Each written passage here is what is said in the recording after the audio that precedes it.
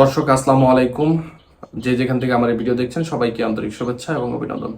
দর্শক, ইতিমধ্যে আপনারা জানেন যে আওয়ামী লীগকে বাংলাদেশ থেকে নিষিদ্ধ করা হয়েছে এবং আওয়ামী লীগের বিচার, আন্তর্জাতিক অপরাধ ট্রাইব্যুনাল আওয়ামী লীগের যে বিচার আছে সেটা না হওয়া পর্যন্ত আওয়ামী লীগের কার্যক্রম নিষিদ্ধ করা হয়েছে এবং পাশাপাশি আওয়ামী লীগের যে নির্বাচনী নিবন্ধন যেটা সেটাও স্থগিত করা হয়েছে এবং এর মধ্যে কিন্তু বর্তমানে অবস্থান আছে। দর্শক, এখন অনেকের আগ্রহের বিষয় হলো যে প্রজ্ঞাপনে কি বলা আছে সেটা সম্পর্কে অনেকে জানতে চান।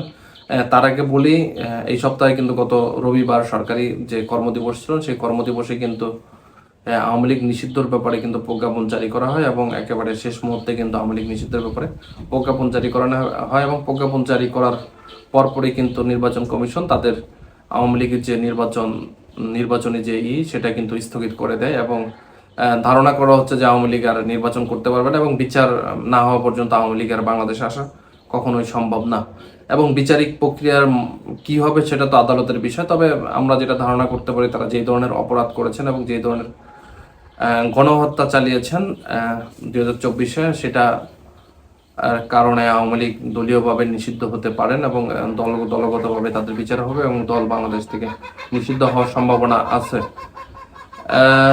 দর্শক, পাশাপাশি আওয়ামী লীগের ব্যাপারে অনেকেই আওয়ামী লীগের এই নিষিদ্ধ নিয়ে অনেকে রাজনীতি করার চেষ্টা করছেন এবং অনেকে বলছেন এটা যা করা উচিত এইভাবে করা উচিত ছিল, এভাবে করা উচিত ছিল, কিন্তু এটা নিয়ে বিভিন্ন মতভেদ তৈরি হয়েছে। তবে সবচেয়ে বড় কথা হলো যারা আন্দোলনের স্টেক হোল্ডার, মূলত যাদেরকে বলা হয় যে এনসিপি বা যারা বৈষম্য বিরোধী ছাত্র আন্দোলন করেছেন, তাদের পক্ষ থেকে একটা প্রচুর পরিমাণে চাপ ছিল যে আওয়ামী লীগকে নিষিদ্ধ করা, কারণ তারা বলছিল যে আওয়ামী লীগকে নিষিদ্ধ না করা হলে যে এতগুলো শহীদ, তাদের শহীদের রক্তের সাথে বেমানি করা হবে, এই ধরনের কথাবার্তা বলা হয়েছিল। দর্শক, আমি আপনাদেরকে মূলত যে প্রজ্ঞাপনে যেটা লেখা আছে আমি সেটা একটু পড়ে শোনানোর চেষ্টা করছি আপনাদেরকে।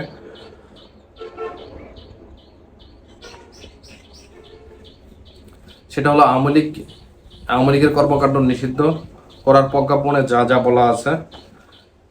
বাংলাদেশের প্রধান উপদেষ্টা মোহাম্মদ ইউনূসের নেতৃত্বে অন্তর্বর্তী সরকার গত বছর আগস্টে ক্ষমতাচ্যুত আওয়ামী লীগ এবং এর অঙ্গ সংগঠন, সহযোগী, বাতিম প্রমিত সব সংগঠনের কর্মকাণ্ড নিষিদ্ধ ঘোষণা করেছে। সোমবার জারি করা এই সম্পর্কিত প্রজ্ঞাপনে এই নিষিদ্ধ করার পিছনে যেসব কারণ বিবেচনা নেওয়া হয়েছে সেগুলো তুলে ধরেছে সরকার। এর আগে গত নভেম্বরে ছাত্রলীগের নিষিদ্ধ সংগঠন হিসেবে ঘোষণা করেছিল সরকার। সম্প্রতি সাবেক প্রেসিডেন্ট আব্দুল হামিদ বিদেশে যাওয়ার ঘটনাকে কেন্দ্র করে জুলাই আন্দোলনের নেতৃত্ব দেওয়ার একটি অংশের নেতৃত্বে গড়ে ওঠা রাজনৈতিক দল জাতীয় নাগরিক পার্টির একজন নেতা আওয়ামী লীগকে নিষিদ্ধের দাবিতে অবস্থান কর্মসূচি গ্রহণ করেন। এরপরই প্রধান উপদেষ্টার বাসভবনের সামনে থেকে শাহবাগ পর্যন্ত এলাকায় বিভিন্ন কর্মসূচি পালনের পর বৃহস্পতিবার উপদেষ্টা পরিষদের বিশেষ সভায় জুলাই-আগস্ট হত্যাকাণ্ডের দায়ে আওয়ামী লীগের বিচার শেষ না হওয়া পর্যন্ত দলীয় কার্যক্রম নিষিদ্ধের ঘোষণা করে। প্রজ্ঞাপনে যা যা বলা আছে, স্বরাষ্ট্র মন্ত্রণালয়ের রাজনৈতিক শাখা 2 কর্তৃক সোমবার জারি করা প্রজ্ঞাপনটি আওয়ামী লীগের ও এর সকল অঙ্গ সংগঠনের কর্মকাণ্ড নিষিদ্ধ করার পিছনে সরকার কিছু কারণ ব্যাখ্যা করেছে।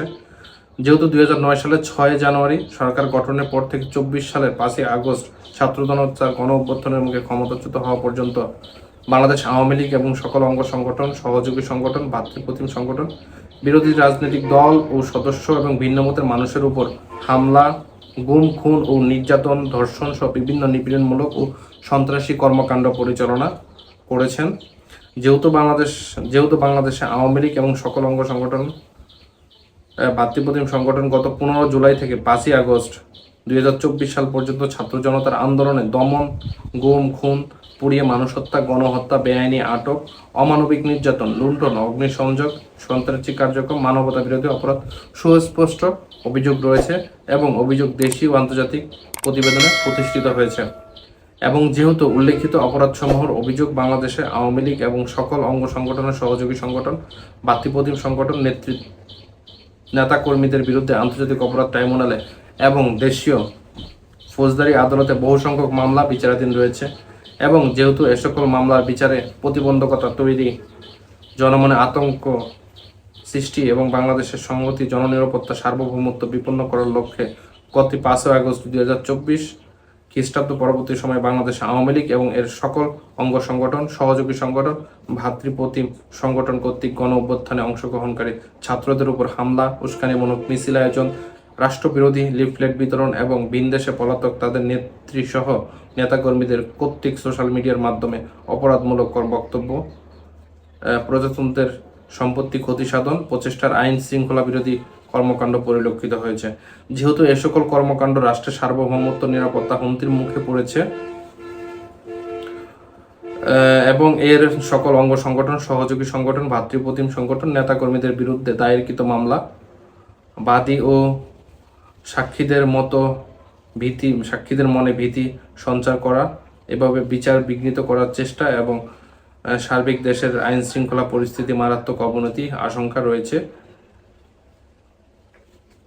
দর্শক, এইসব নানান কারণ এবং আওয়ামী লীগ যেসব কাজগুলো করে গেছে এবং সেই সব কাজের পরিপ্রেক্ষিতে কিন্তু এবং হাসনাত আব্দুল্লাহর যে আন্দোলন ছিল সেই আন্দোলনের পরিপ্রেক্ষিতে কিন্তু আওয়ামী লীগের কার্যক্রম নিষিদ্ধ ঘোষণা করা হয়েছে এবং পাশাপাশি তারপরের দিনে কিন্তু স্বরাষ্ট্র মন্ত্রণালয় থেকে আরেকটা ঘোষণা দেওয়া হয়েছে, সেটা হলো যে আওয়ামী লীগের পক্ষে বা আওয়ামী লীগের হয়ে বা আওয়ামী লীগের কোনো কার্যক্রম যদি অনলাইন বা অফলাইন মিটিং মিছিল বা যাই করে না কেন, সরকার তাদের বিরুদ্ধে মামলা দায়ের করতে পারবে এবং তাদের গ্রেপ্তারও করতে পারবে। পাশাপাশি ফেসবুকে যদি আওয়ামী লীগকে নিয়ে কোনো পোস্ট প্রদান করা হয় বা আওয়ামী লীগের পক্ষে কথা বলা হয় তাহলে তাকে গ্রেপ্তার করার ইখতিয়ার সরকার রাখেন বলে বা আইন শৃঙ্খলা বাহিনী রাখেন বলে বলা হয়েছে।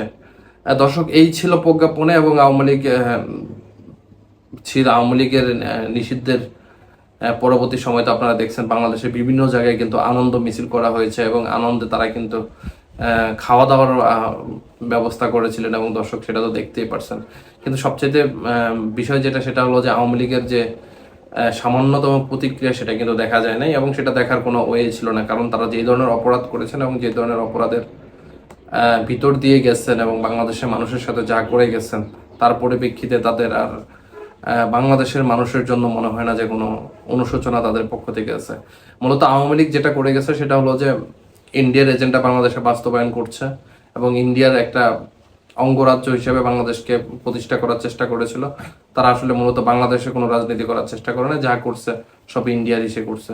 সামান্য ছোট ছোট কাজ থেকে একেবারে ছোট ছোট কাজও ইন্ডিয়ার অনুমতি ছাড়া করার চেষ্টা করে নাই। বিশেষ করে একটা স্বাধীন রাষ্ট্রের এই ধরনের কাজ কোনো স্বাধীন নাগরিকই পছন্দ করতো না। সেটার কারণেই কিন্তু আমাদের জুলাই আগস্টের এত স্বতঃস্ফূর্ত আন্দোলন ছিল এবং সেটার প্রতিফলন কিন্তু এই আওয়ামী লীগ নিষিদ্ধ। দর্শক, সবাই ভালো থাকবেন। আপনার গুরুত্বপূর্ণ মন্তব্য কমেন্ট বক্সে জানাবেন। ধন্যবাদ সবাইকে।